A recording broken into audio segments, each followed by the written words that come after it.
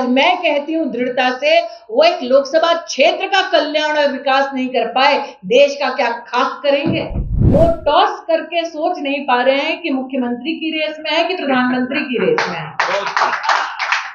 ये मेरा विश्वास है। संजय भैया मुझे बता रहे हैं कि सोनिया जी मंदिर नहीं जाने वाली, राम मंदिर। आपको अपेक्षा थी क्यों जाने वाली है? 80,000 घर ऐसे थे जिन्होंने जीवन में कभी बिजली की एक तार नहीं देखी थी। वो बिजली तब मिली जब मोदी प्रधानमंत्री बने। जहां से चुनकर जाने के बाद चमचमाते हुए मकानों में गांधी खानदान वर्षों वर्ष रहा, वहां पर 80,000 घर ऐसे थे जिन्होंने जीवन में कभी बिजली की एक तार नहीं देखी थी। वो बिजली तब मिली जब मोदी प्रधानमंत्री बने। उस क्षेत्र में अगर कोई बीमार पड़े तो डायलिसिस का एक सेंटर नहीं था, लोग भागे भागे लखनऊ दिल्ली जाते थे। उस क्षेत्र में अस्पताल में एक सीटी स्कैन की मशीन नहीं थी। आज मैं कहती हूं दृढ़ता से, वो एक लोकसभा क्षेत्र का कल्याण और विकास नहीं कर पाए, देश का क्या खाक करेंगे। लेकिन मुझे ज्यादा बोलने की जरूरत नहीं है, क्योंकि एक ऐसा अनहोली अलायंस है जिसकी फूट अब सुर्खियों में ज्यादा रहती है। हर दिन कोई नया प्रधानमंत्री का उम्मीदवार वो प्रेषित करते हैं। जैसे ही नाम प्रेषित होता है, थोड़ी बिहार में भी हलचल होती है, थोड़ी बिहार में भी टकराव की स्थिति आती है। वो टॉस करके सोच नहीं पा रहे हैं कि मुख्यमंत्री की रेस में है कि प्रधानमंत्री की रेस में है। वो सत्ता की रेस में है, हम सेवा की रेस में है। ये फर्क है हम में और उनमें।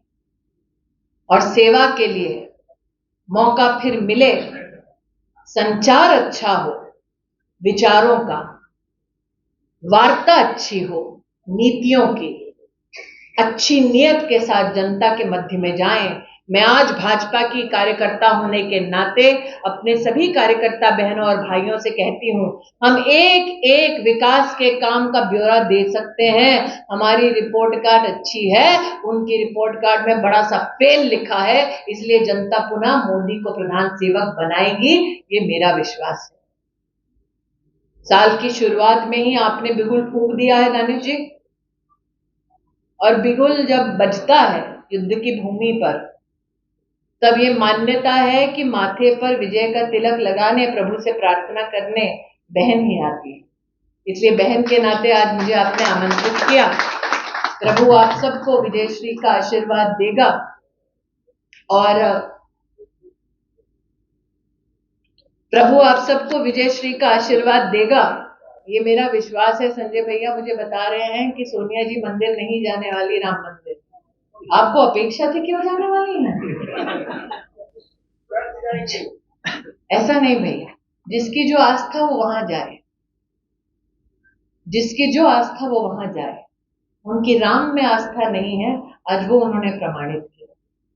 तो जो राम जी की इच्छा। इतना ही कहूंगी कि हमने एक ऐसा नेता पाया है, मंदिर चाहे लोकतंत्र का हो या राम का, निष्ठा में, सेवा में मोदी ने कोई कमी नहीं छोड़ी है।